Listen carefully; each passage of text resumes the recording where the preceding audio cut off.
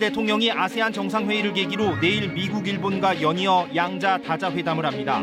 올해 미중 정상회담에선 북핵 문제가 집중 논의될 것으로 보이는데 미국은 북한이 도발을 계속한다면 동북아 지역에 군사력을 증강할 것이라고 밝혔습니다. 우크라이나가 러시아에 점령됐던 유충지 헤르손을 8개월 만에 사실상 탈환했습니다. 이번 전쟁 들어 우크라이나 군이 거둔 최대 성과 중 하나로 꼽히는데 젤렌스키 대통령도 역사적인 날이라고 평가했습니다. 이태원 참사 발생 2주를 맞은 오늘 이태원역엔 여전히 추모의 발길이 이어지고 있습니다. 서울 도심 곳곳에선 참사 책임자 처벌과 엄정 수사를 촉구하는 대규모 집회도 열렸습니다. 카타르 월드컵에 나설 26명의 태극 전사가 최종 결정됐습니다. 최근 얼굴을 다친 손흥민과 발탁 여부에 관심이 쏠렸던 이강인이 극적으로 명단에 이름을 올렸습니다.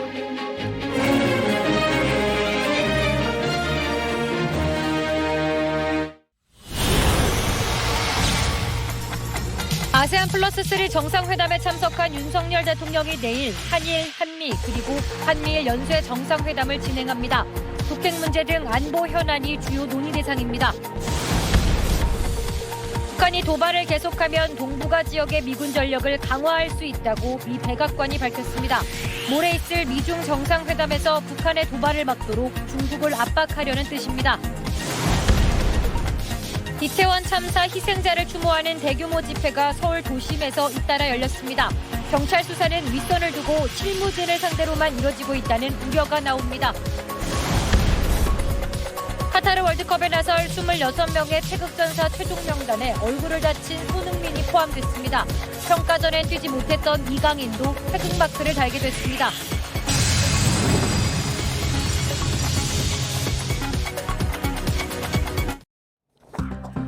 동남아 순방 이틀째인 오늘 윤석열 대통령은 중국 리커창 총리와 만나 최근의 북한 도발과 한반도 비핵화에 대해서 환담을 나눴습니다. 윤석열 대통령은 동남아 순방 사흘째인 내일 한일 정상회담을 시작으로 한미일 연쇄 정상회담에 나섭니다.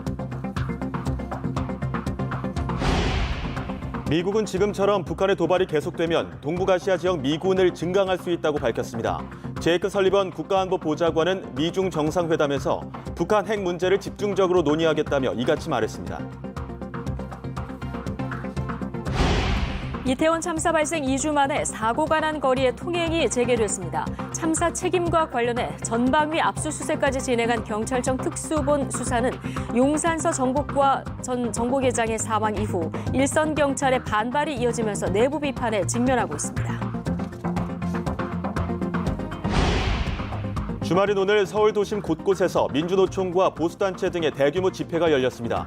수만 명의 집회 참가로 도심 교통 혼잡이 이어진 가운데 경찰은 지하철 등 대중교통 이용을 당부했습니다. 부상을 당한 축구대표팀 주장 손흥민과 대표팀에서 좀처럼 출전 기회를 잡지 못했던 이강인을 포함해 카타르 월드컵에서 뛸 태극전사 26명이 확정됐습니다. 대표팀은 모레 새벽 결전지인 카타르로 떠납니다.